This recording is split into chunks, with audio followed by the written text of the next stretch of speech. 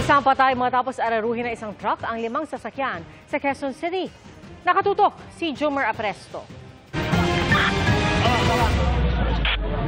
Hindi na umabot ng buhay sa paggamutan ang 36 anyos na biktima.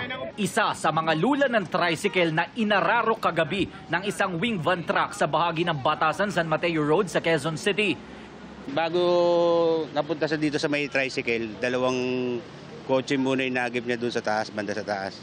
Nasugatan at dinala rin sa ospital ang isa pang sakay ng tricycle. Ayon sa driver nito, tihahatid niya lang sa isang fast food restaurant ang biktima kasama ang 2 lalaki. Nagulat na lang ho kami, bigla kaming sinalpok eh. Lumalabas sa investigasyon ng QCPD Traffic Sector 5 na unang nabunggo ng wing van ang isang poste sa lugar. Kumabig siya pakaliwa kung saan tinamaan niya ang isang kotse at isang SUV hanggang sa masalpok at maararo na niya ang tricycle. Nadamay din sa aksidente ang isa pang kotse at isang van. Kwento ng sugatang pahinante ng wing van, galing sila ng Valenzuela at papunta ng Marikina. Pero bigla raw silang nawala ng preno.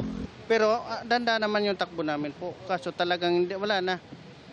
Hindi na po talaga kahit anong apak wala na.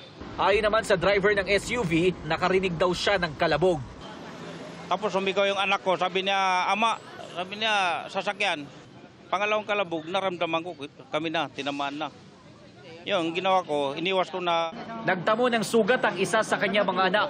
Sa ngayon ay hawak na ng QCPD Traffic Sector 5 ang driver ng wing van na mahaharap sa reklamong reckless driving resulting in homicide, multiple physical injury at damage to property. Tumanggi magbigay ng pahayag ang driver ng wing van.